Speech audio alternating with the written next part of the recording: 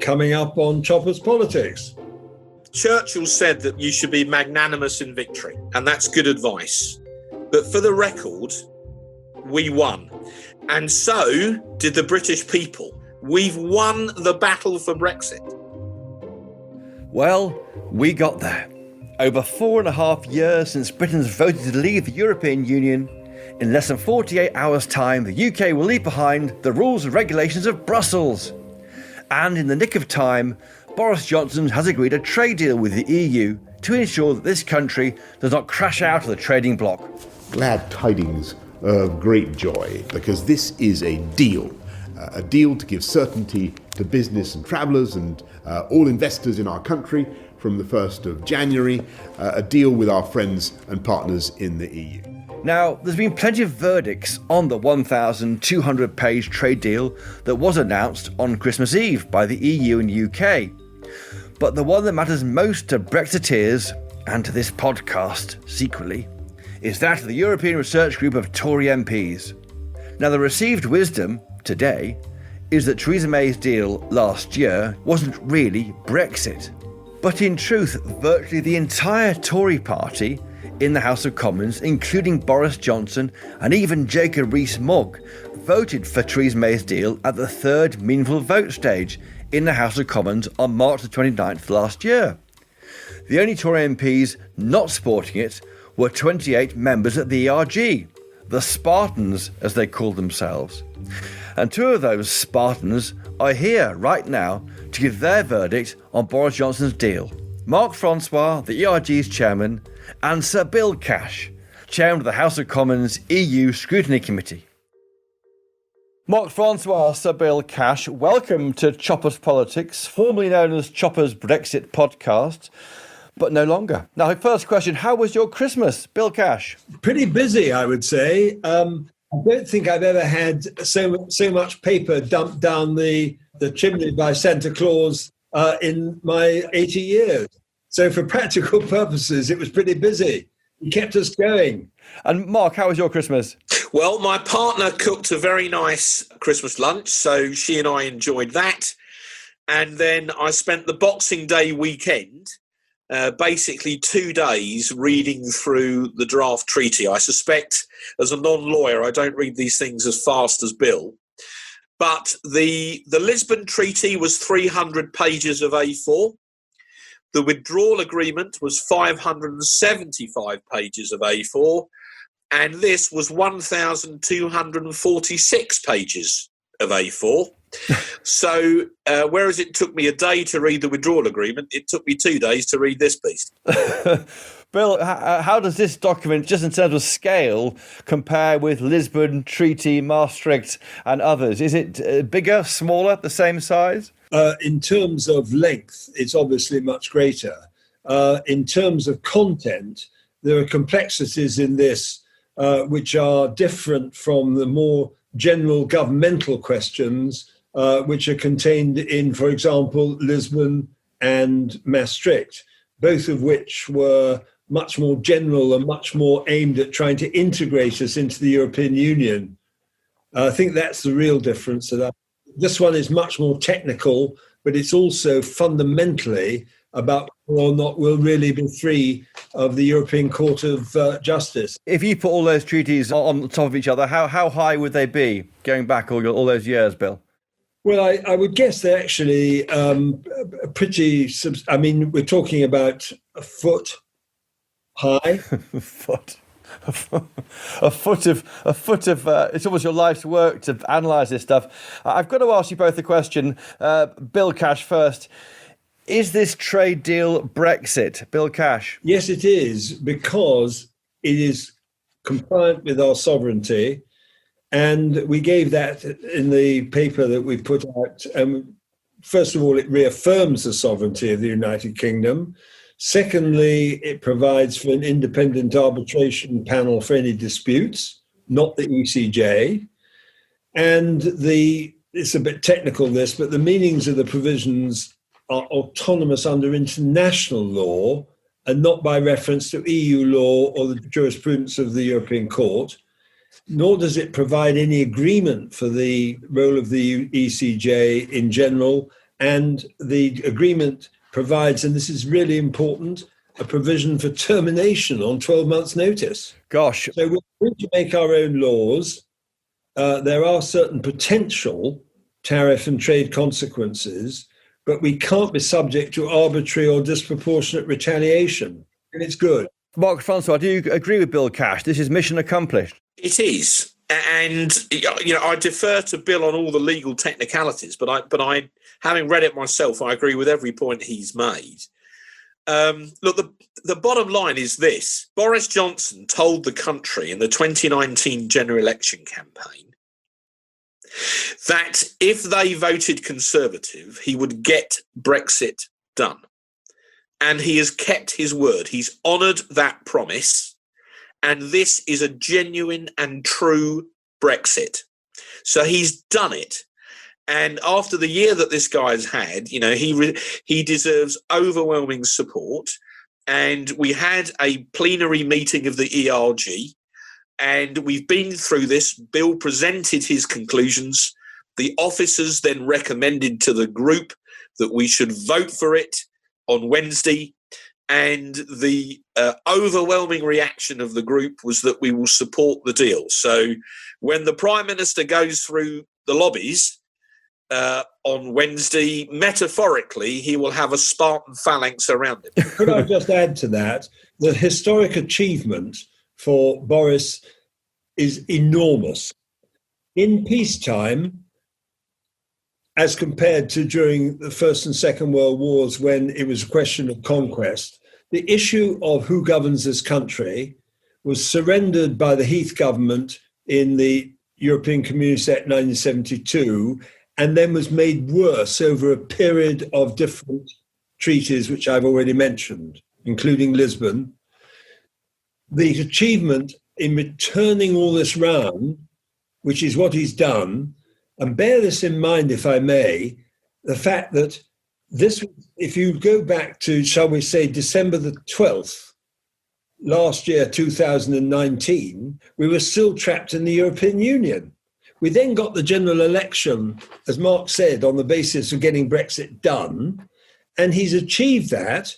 And now, barely a year later, just fractionally over a year later, we've now got our sovereignty back in a way that is really, truly historically remarkable. So in peacetime, I would have to go back to the late 17th, early 18th century to make a comparison when we made the change in sovereignty from the Stuarts to the Hanoverians and then established our system of parliamentary government based on parliamentary consent.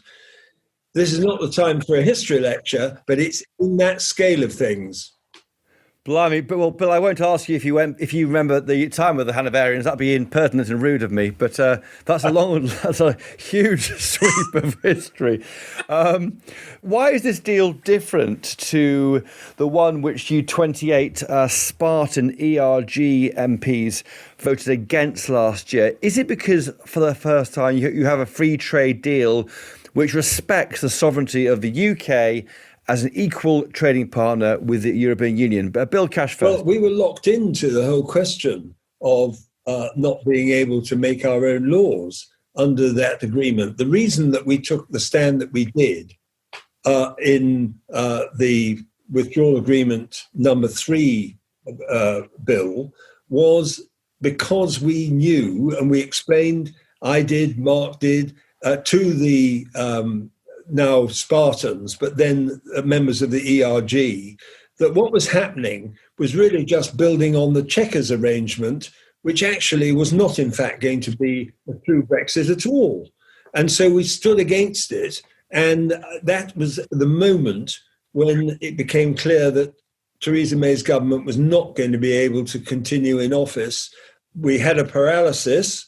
And then after that, she decided to resign. And then we got a new leadership, followed by more paralysis, which is true, because that was the consequence of the Remainers in the Conservative Party fighting us to get Brexit done. Do you now forgive Boris Johnson for voting for that deal at the third vote, along with Jacob Rees-Mogg and others? Mark Francois. Yes. Boris and I exchanged words about it after the vote.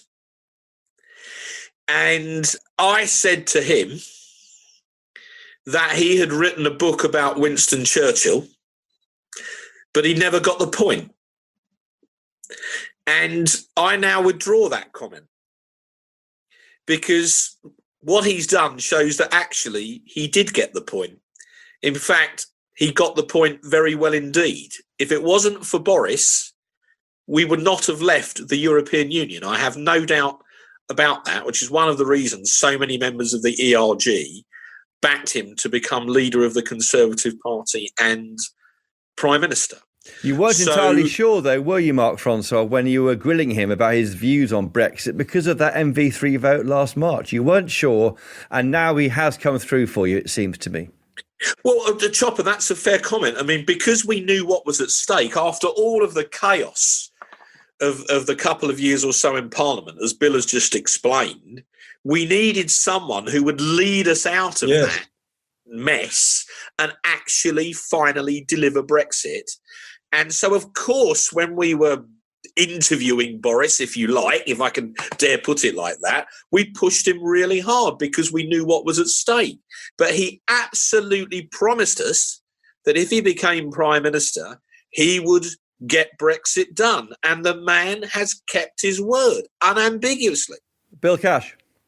For those who have made it their business to read what the Churchill Factor actually said, and chapter 20 in particular, what Boris said in there, after he'd examined the question of what Churchill had been saying about the United States of Europe. And by the way, it was never the United States, it was a kind of United States of Europe, no more than that.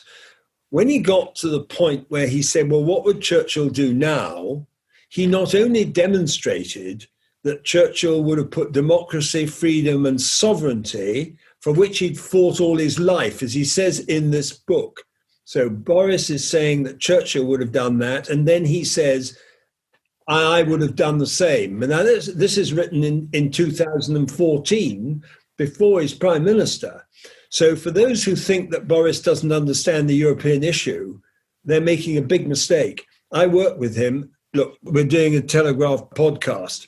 I can remember during those early 1990s when Boris was the Brussels correspondent, we used to have lunch often talking about these things, about Maastricht. So he's understood this from the very beginning. He's achieved an enormous historic achievement. It's incredible by comparison with the miserable way in which we've been dragged further and deeper into European integration, because people didn't understand the principles of freedom and democracy and sovereignty in the way he does. So on this deal, I've read through the 3-page legal summary that you sent around today, just a few hours ago, Bill Cash and Mark Francois. It strikes me that although this is Brexit, what is required is a robust government to make sure that it is honoured. And it strikes me there, reading it through, that you do, for example, on rebalancing, you do say there, don't you, Bill, that as long as the UK government is willing to be robust and to defend with vigour any arbitration proceedings launched by the EU, ... So it does require the UK government not to take its foot off the pedal on Brexit, in the sense that it's got to try and channel this independence and not get dragged back towards this enormous great sun. Given we are a smaller moon around that sun, the sun being the EU, we can't get too near it, because that way it will really betray the vote from 2016. Bill Cash. With the sovereignty, we have the political muscle to be able to drive forward the political will in terms of negotiations which are yet to come. And don't forget that these dispute resolutions, if they occur, are going to be effectively decided by a non-ECJ arbitration panel. So we're going to be in a very strong position as a matter of law, but we are also going to have the political will of knowing we've got the British people behind us, to whom the greatest tribute has to be paid for actually bringing through the general election and then the referendum which it endorsed back in 2016. So the British voters are the people who are the ones who've helped to deliver this and have delivered it. Then on top of that, we've now got a prime minister who is in tune with what they have actually decided. And then you've got the people in Parliament who I think will be, by a significant margin, passing this bill tomorrow. Okay, but Mark Francois, is it not a warning in this legal text here that we need the UK government to be robust to ensure that there's no drawing back into the orbit of the EU over the next few years? Well, I think people should remember, Chopper, that Sir Keir Starmer, all the time that we had all these machinations going on in Parliament trying to undermine Brexit, he was the Labour Party's so-called Brexit spokesman, and he was in cahoots with these people every step of the way. Keir Starmer tried again and again and again and again to frustrate Brexit. And people should never forget that. And please God, he never becomes our Prime Minister. But if he did, I fear he'd try and take us back in, which is one reason why the European Research Group, even though you could argue we've won after all these years, we've won the battle for Brexit. But we're not now going to just put our feet up. We're going to hold ministers to account because there's a joint partnership council that will oversee the agreement made up of representatives of both sides. And we will just make sure that the British minister in that joint partnership council stands up for the United Kingdom as effectively as the Prime Minister has done.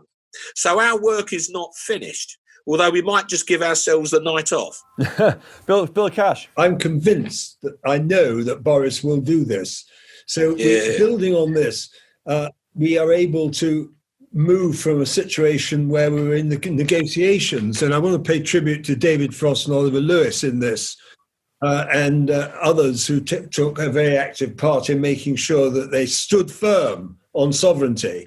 Those were the instructions the Prime Minister gave them, and they have faithfully delivered them. There are one or two issues which are, as it were, yet to be resolved by robust and determined political will.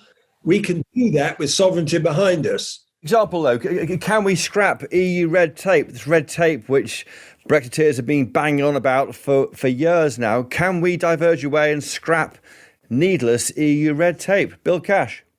Yes, we can. And don't forget that we have Section 38, which I've spoken to you about before, in the Withdrawal Agreement Act, which has specific reference to the withdrawal agreement itself, but also reaffirms the constitutional position of the United Kingdom parliamentary sovereignty, notwithstanding the arrangements set out in that withdrawal agreement, which would have tied us in to the whole question of how we were to be governed by the European Union otherwise. So for practical purposes, you've got Section 38 still on the statute book.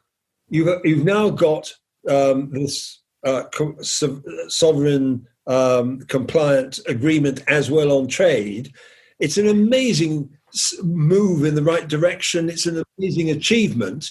And we've done it all in the space of 1 year. And Boris deserves all the credit. ERG have done their stuff too. The Spartans did their stuff. It's just been a continuous process of getting Brexit done in various different parts of the political framework. Mark Francois, can you scrap EU red tape? Can that happen now? Well, yeah. Firstly, from early next year, if the EU brings out a new directive, say, governing the production of widgets, if we want to follow that directive, we can. If we want to do something differently, if that's what Parliament decides, we can. In that sense, we're free. And to give you another practical example, the so-called Tampon Tax, which we could not abolish because of EU laws on VAT, we can now get rid of. And I understand the government have plans to do that in the new year. So the fundamental difference is we will now be able to decide on our own laws. In some cases, we may want to align with EU proposals if they make sense, but if they don't, we don't have to. We will have the choice. That's what this has always been about. It's always been about sovereignty. It's always been about who governs who. And how about state aid? I mean, on state aid, might that be damaged? We can't support industries the same way we want to. Will that damage the PM's levelling up agenda? Mark Francois. Well, no, I don't think so. And we can, under this agreement, still strategically subsidise certain projects. And if the EU object, as Bill has already explained, there's a fully independent arbitration procedure. So again, we can make our own decisions. This has always been about one fundamental issue, which Bill knows even better than I do. It's who governs. It's where does power lie, right? Mark, if I may just add into that point, because I agree with everything you said, but it's also the fact who governs and how. Yes. The European Union, and I've said this often enough, I'm afraid, in the House of Commons, and I should repeat it again. The bottom line is the method whereby the EU passes laws in the Council of Ministers is by majority vote, behind closed doors, without even a transcript, and they impose that on us by our agreement under the European Communities Act, or did, to enable them to be able to impose their will on us. We never had more than an opportunity to try to create some influence, but basically we always had to do what they wanted. As Mark has just said, and I agree with him, we'll be able to govern ourselves, and we will be able to do it through our own parliament, openly, in a system which is based on parliamentary government, the votes of the people deciding who governs the country, and then legislating through the representatives of those people in Parliament, and we'll regain not only our sovereignty, but also the right to be able to govern ourselves. OK, but you say sovereignty build cash. What about fish? I mean, isn't this Boris Johnson's Ted Heath moment? We won't get full sovereignty back for 5.5 years. And even then, if we try and change those quotas, we'll get whacked with further punishments from the EU in terms of fish. I mean, is that not a worry for you? There are concerns that we've expressed in the paper about the extent to which the government has to be, and will be, in my judgment, robust and determined in order to be able to ensure that we actually get what we need over the next 5 years as well as afterwards. But I mean, for example, let me just explain this, that the agreement does not require the United Kingdom to continue to follow and apply the common fisheries rules. And what is more and very important, this is, the UK can modify those rules. I wonder what that means to a layman. If we not applying those rules means what?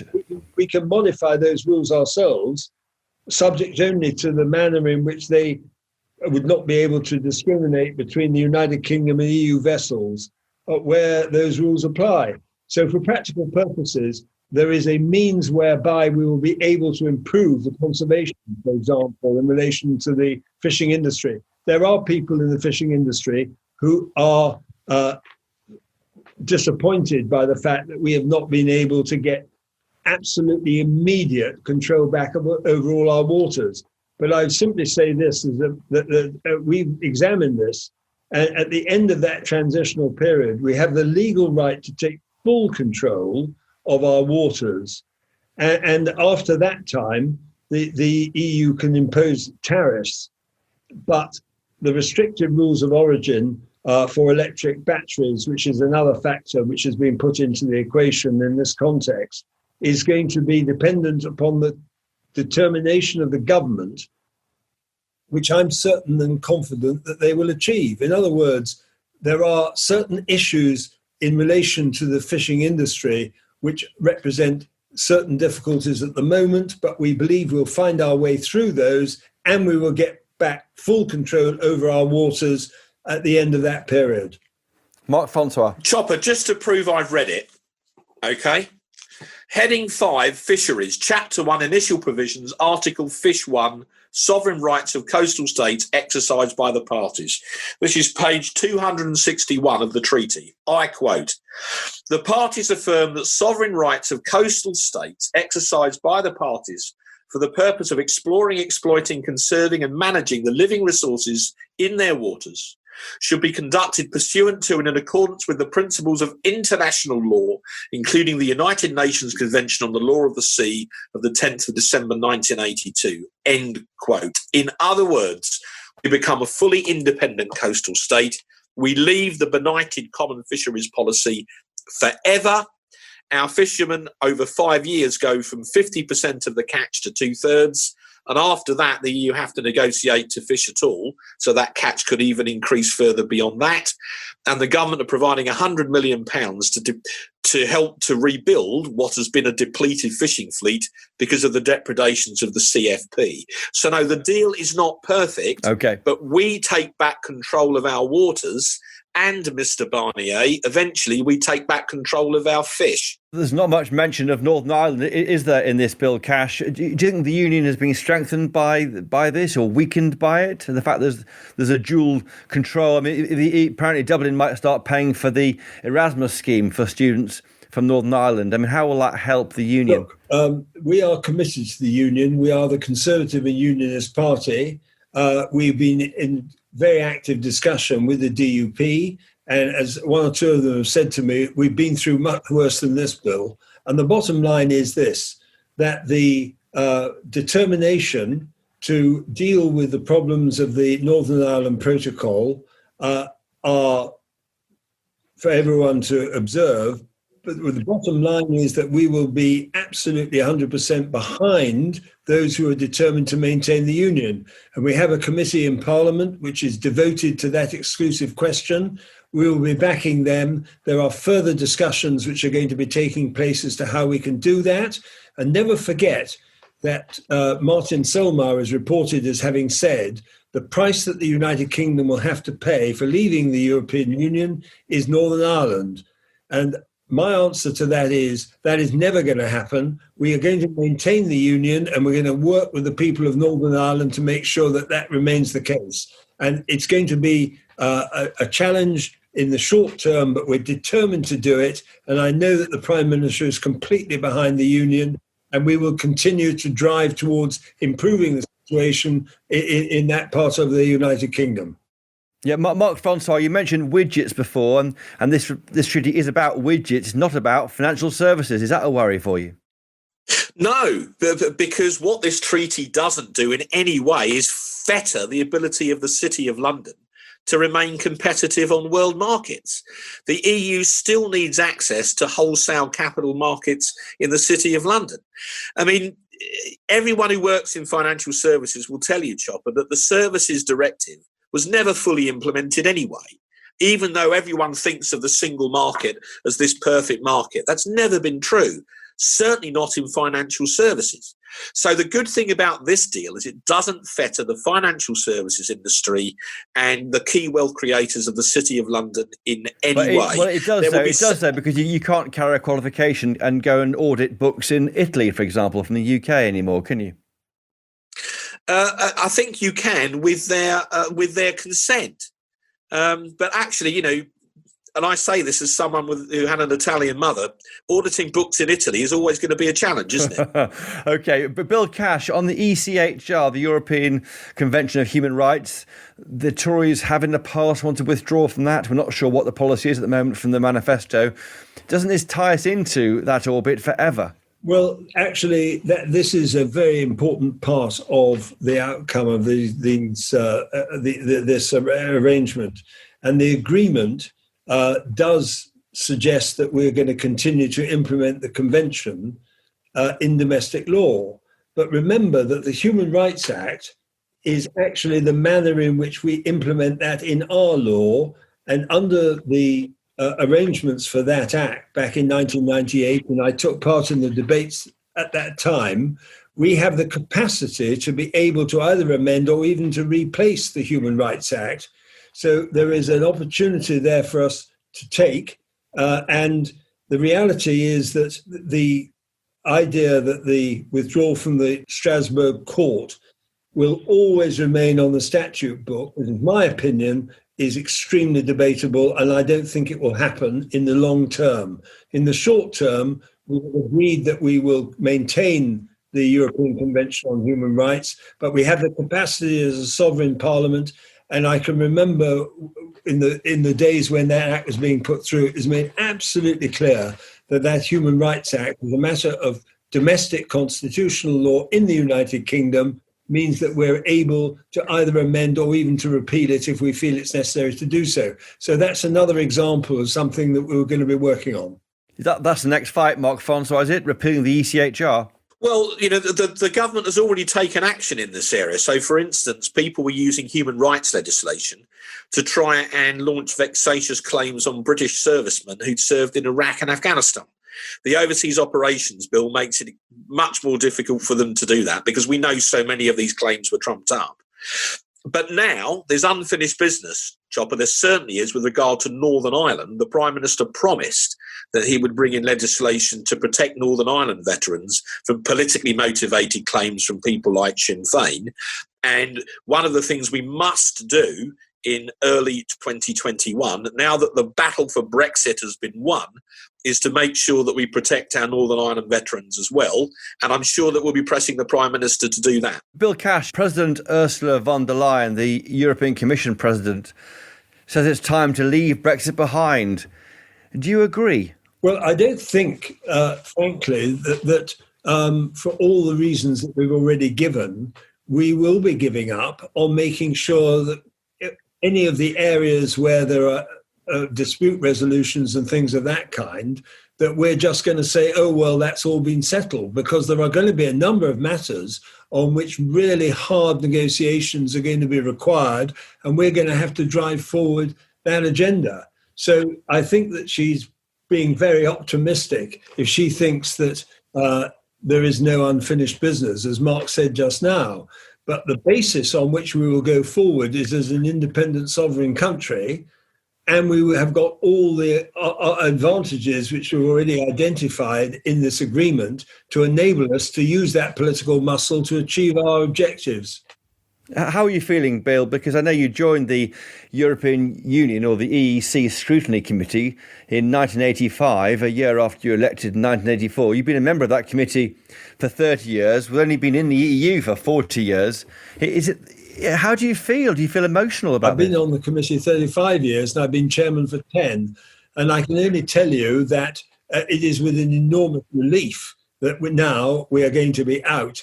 But we are going to have to continue to watch any attempts from the European Union to try to claw back some of the things that they've conceded in this agreement, which I suspect they probably will try to do. And I think Madame von der Leyen is over-optimistic that we're not going to be ultra-vigilant and determined to make sure that our sovereignty is driven forward by this politically muscular political will that I've referred to, because we're going to do that. Mark Francois, what are your plans next for the ERG, and how are you feeling tonight? I'm feeling very happy. And Chopper, the Churchill said that you should be magnanimous in victory, and that's good advice.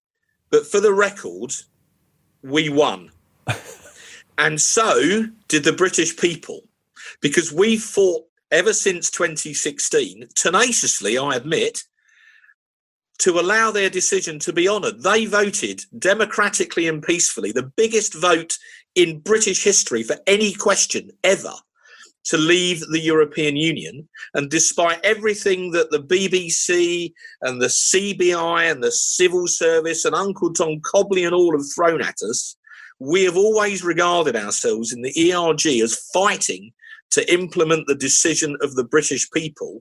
They are the real winners in this. They voted for us to be a free country, and from tomorrow night, we will be. So we won, but more importantly, they won too. And that wasn't just important for the European issue.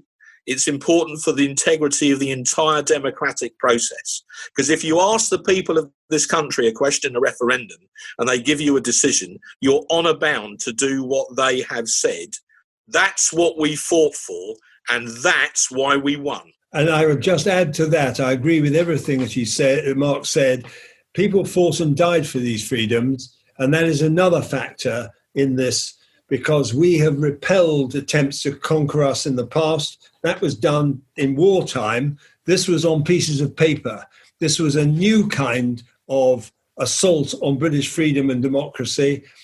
They nearly won, We've repelled them, we've repulsed them, we've now got our sovereignty back, and we will be able to pass laws which are made on our terms and not on theirs. Who governs Britain has now been a question of continuing debate. Now we've got our sovereignty back and we can govern ourselves in a proper and democratic manner.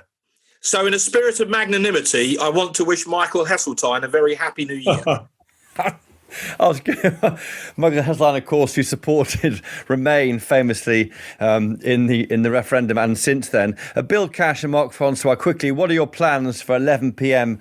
on New Year's Eve, the moment that Britain becomes a sovereign nation again? Bill Cash, you first. Well, certainly I'll be raising a toast to Brexit, and then at 12 o'clock an hour later, I'll be raising a toast to the new year. And we are going to have a very, very good new year on the basis of our getting sovereignty back and Brexit as well. So for practical purposes, it's going to be a very happy new year, and we have a great future ahead of us as a country. Mark Francois, finally to you. Well, as an Englishman, Chopper, I would want to go down the pub and celebrate. But if I do, Mike Hancock will have me shot. So I'll just have to raise a quiet glass, and it's a kind of buy one, get one free. We celebrate the fact that we become an independent, sovereign nation once again. And at the same time, we all have a chance to wish 2020, which has been an annus terribilis, goodbye. So it'll be a double celebration, even if perhaps not quite as in the sort of loud numbers that one might have preferred. And with the vaccine rolling out, that is yet another opportunity for us to roll out Brexit as well, and to level up the country, to do what the Prime Minister is absolutely determined to achieve, and then to restore the economy, which has been affected by the coronavirus so badly. Yeah, Bill and I are still debating which one of us gets the vaccine first. Good stuff. Well, that's it. Brexit's officially been done. It's consigned to the history books. In the Commons on Wednesday this week, MPs will more than likely vote to pass the Brexit trade deal through Parliament in just a day. For the first time in years, Tory MPs will be united on Brexit. Labour, hopelessly split, while the Lib Dems and SNP will vote against it, thereby outflanking even the Eurosceptic hardliners of the ERG. Truly a fitting end to 2020. Thanks to my guests this week, this special podcast looking at the deal, Sir Bill Cash and Mark Francois. Thank you as ever to my producer, Theo Luludis, who broke into a holiday to record this podcast. Thanks, Theo. If you've enjoyed this podcast over the past year, why not kick off 2021 by supporting our journalism here at Telegraph Towers?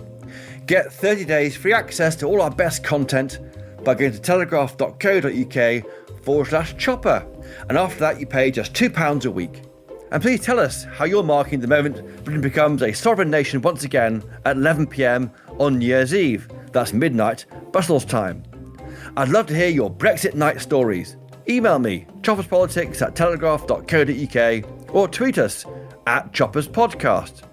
For me, well, I'll be quaffing a chilled glass of champagne. And don't forget, please always buy a copy of the Daily Telegraph if you can. Until next time, cheerio! It begins as a love story. Couples who meet as young activists, bonded in a fight against injustice. We seem to have similar outlooks in life. He often made me feel very special. It felt like we were in love. I remember it being quite magical. As far as I was concerned, we had a future together. I fully did envisage my future with him. But then, he starts acting strangely. Suddenly there were secrets and there were inconsistencies and there were things that didn't make sense. Then one day, he leaves. I came home from work and I realised immediately that he'd gone. Vanishes without a trace. And the reason why these men disappear is so disturbing, it's led to a formal apology from the state. I never for a moment thought that it would be what it actually turned out to be. This is Bed of Lies, the true story of one of the biggest scandals in recent British history, and the latest podcast from The Telegraph. Talk about the Stasi in East Germany. That's not how we understand our society. A tale that travels from the safety of a loving bedroom to the very heart of the law. Search for Bed of Lies wherever you're listening to this.